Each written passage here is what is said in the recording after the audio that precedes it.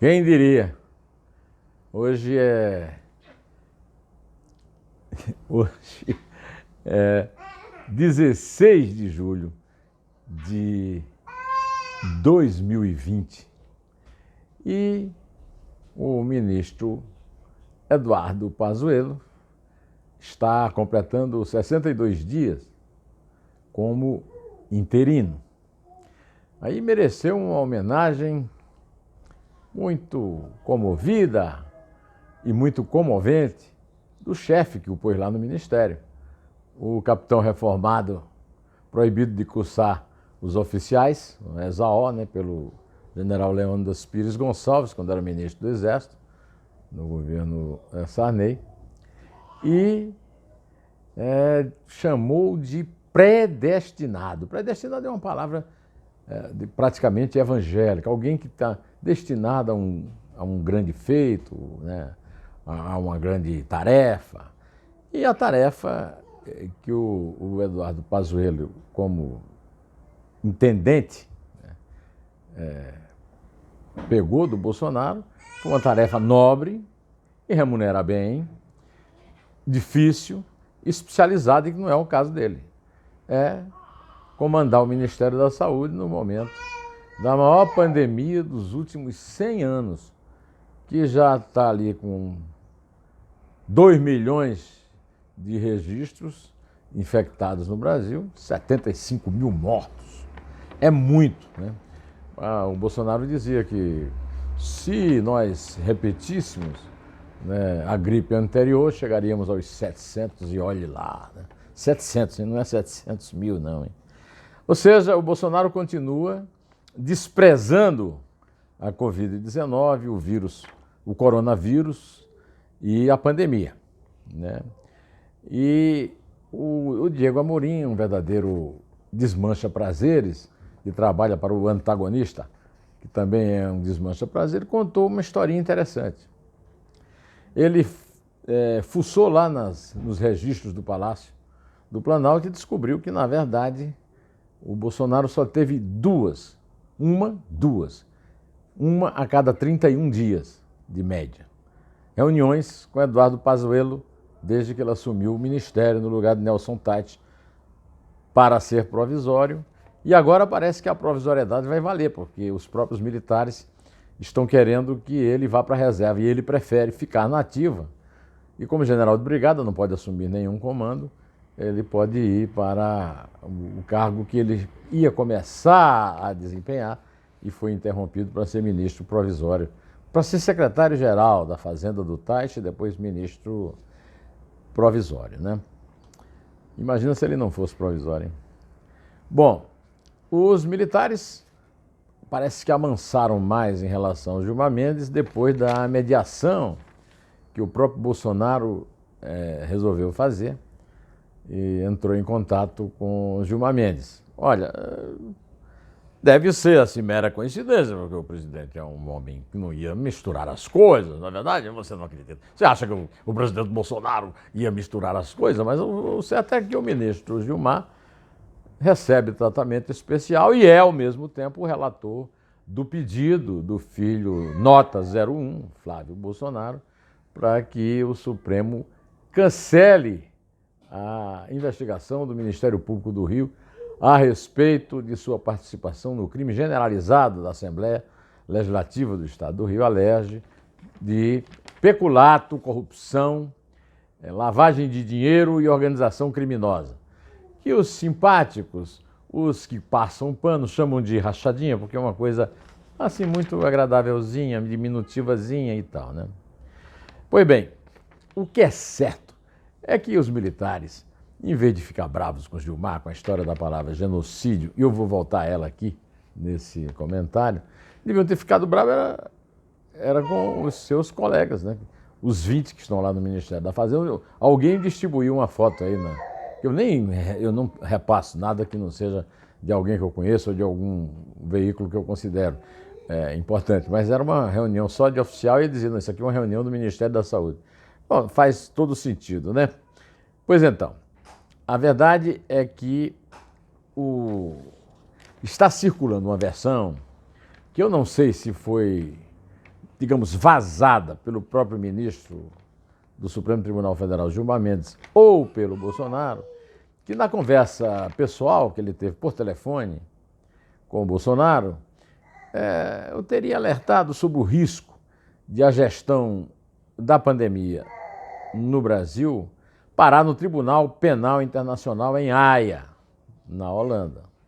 E que por isso o Bolsonaro resolveu bancar o bonzinho, agir como se fosse bombeiro e não incendiário, né?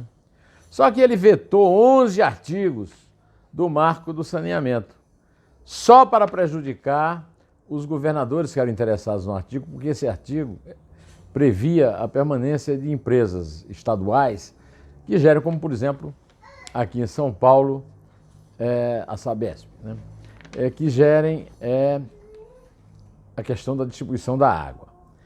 O problema todo é que não dá para fazer acordo com o Bolsonaro, principalmente agora que ele tem o Centrão sob controle e está conseguindo evitar as derrubadas de vetos, tanto do Davi Alcolumbre no Senado, quanto do Rodrigo Maia na Câmara dos Deputados.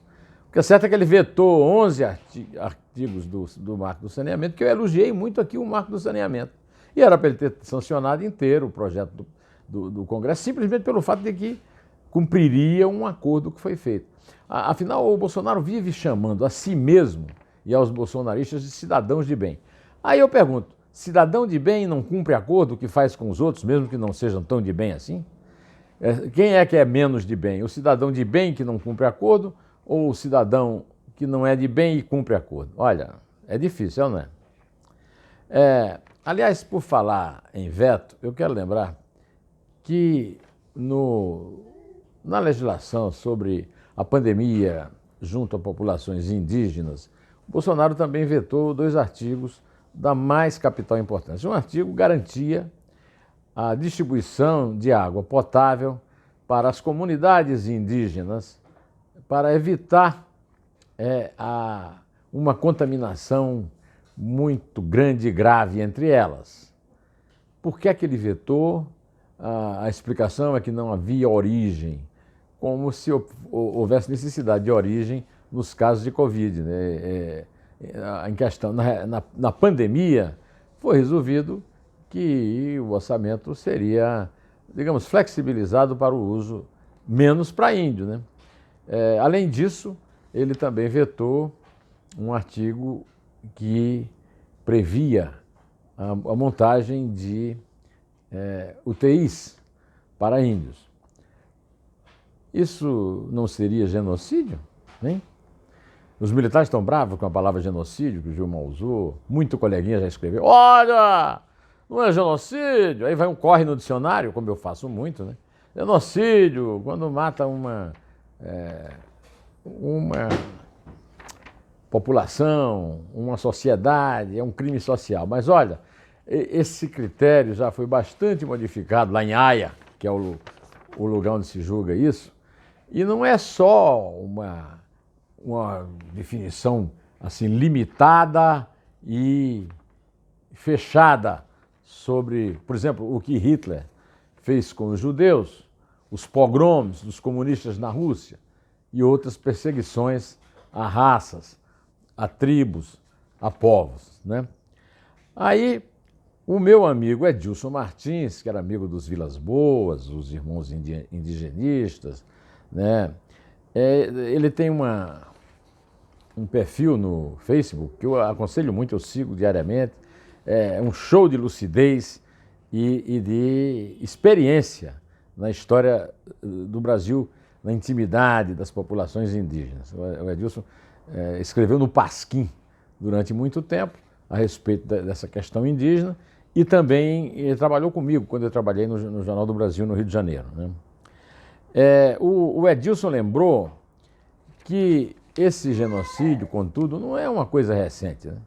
Ele lembrou que havia 5 milhões de índios nas costas do Brasil, na costa atlântica, e eu quero saber onde eles estão, porque não tem mais nada perto disso, né?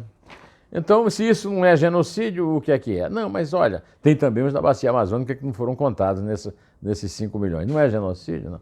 Agora, a questão do Bolsonaro quer dizer especificamente em relação à pandemia, a forma como o Pazuello está administrando sob as ordens dele, que não precisa nem de reunião, parece que tocam de ouvido, né, a pandemia. Bom, ainda em relação ao Mourão, né, que está cuidando da Amazônia, segundo Edilson, tem por seus traços fisionômicos claramente origem indígena. E faz o Edilson lembrar, num post que ele publicou no WhatsApp, um ilustre predecessor, que também era descendente de índios, o Marechal Cândido Rondon, que era, vamos dizer, um Mourão pelo avesso.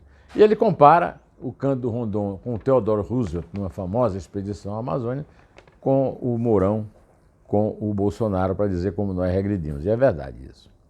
Bom, dentro ainda dessa questão da Amazônia, o Jornal Estado de São Paulo obteve uma informação exclusiva de que há uma decisão, um decreto do Ministério da Agricultura que vai legalizar terras por controle remoto, quer dizer, sem fiscalização presencial na Amazônia.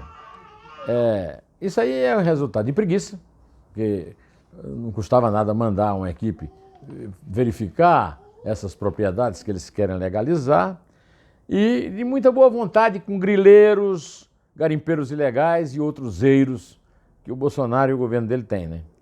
É isso que eles chamam de Amazônia sustentável, Bom, e aí, ainda em relação a essa observação do Edilson sobre as origens indígenas do general Mourão, quero lembrar que o general Mourão estava naquela reunião famosa em que uma frase do Abraham Weintraub foi considerada ainda mais infeliz do que aquela de mandar prender os ministros do Supremo, do ponto de vista do preconceito étnico e da violência contra os habitantes originais da América, né?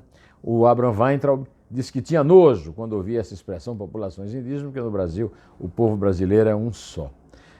Não se ouviu ali nenhuma recriminação, nem do Mourão, que calado estava e calado ficou, nem do Bolsonaro, que falou muito, principalmente palavrões, mas só para defender a própria família. Não defendeu índio nenhum, até porque ele, lembrando o seu tempo de garimpeiro ilegal e do pai dele, que também foi garimpeiro em terras ilegais, é muito compreensivo em relação a reivindicações desse tipo de atividade, né? Esse decreto já foi preparado pelo Ministério da Agricultura, enviado à Casa Civil para publicação nos próximos dias. Essa área é uma área, são 97.400 propriedades, com tamanho de até 4 módulos fiscais, o que equivale a aproximadamente 280 hectares. Elas vão ter as informações analisadas para receber a escritura definitiva.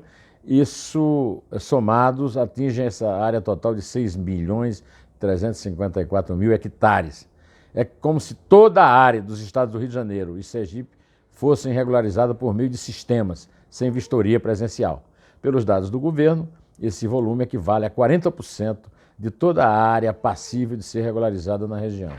Eu quero lembrar que a ministra Tereza Cristina já disse várias vezes, e é sempre bom repetir, que o competentíssimo agronegócio do Brasil, competente em termos de produção, competente em termos de tecnologia, competente em termos de competição no mercado externo.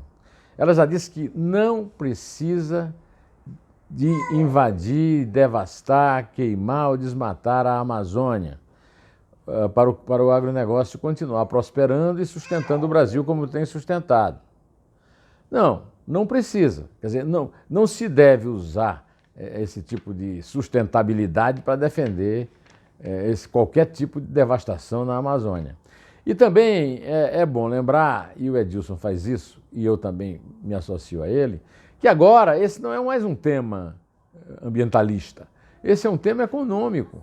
Porque, por exemplo, o acordo entre o Mercosul e o mercado comum europeu está para ser completamente esquecido por causa dos altíssimos índices de desmatamento descobertos pelo Instituto Nacional de Pesquisas Espaciais na Amazônia. Então agora se trata de um problema de sobrevivência. Aliás, nós estamos num ciclo de pandemia. Pelos gráficos que nós vemos agora com a nova contagem semanal, né, soma da semana dividida por 7, estamos numa espécie de platô altíssimo. Hoje, por exemplo, foram 1.300 mortes a mais e tem sido uma média de 1.000 mortes a mais nos últimos 7 dias. Né? Para concluir, eu quero dizer que se o George Floyd, o segurança negro, que foi assassinado nas ruas de Minneapolis, nos Estados Unidos, foi um grande herói mundial dos últimos dias no combate ao racismo, tudo indica que o seu assassino, o Derek Chauvin, é o grande herói da Polícia Militar de São Paulo. O UOL publicou, reproduziu um vídeo que conseguiu de mais um policial militar do governo paulista do estado de São Paulo, não matando porque não chegou a matar, mas agredindo, sufocando um homem pobre na periferia com o seu joelho ao estilo Derek Chauvin contra George Floyd. Eu já falei sobre isso, não adianta o João Dória vir dizer que sente repulsa por isso, nem mandar retreinar a polícia, porque isso não resolve nada. Tem que reformular toda a política em relação à polícia militar antes que ela tome conta e se torne mais uma milícia fardada e armada, não dele, mas do bolsonarismo, para combatê-lo na eleição de 2022. Isso aí também é problema dele. Agora, dele não, né? Dele e dos pobres que estão sofrendo esse tipo de seguida violência, que pode ser até uma porcentagem pequena de policiais, mas parece provocação. Você não acha que parece? Pois é, eu quero pedir, se você gostou desse vídeo, que você dê um like. Se não gostou, dê um like, eu quero sentir como é que está a balança aí do vídeo, né? E compartilhe, conte para os amigos. Vamos em frente aqui, tá? Direto ao assunto. Em pé. Só a verdade nos salvará.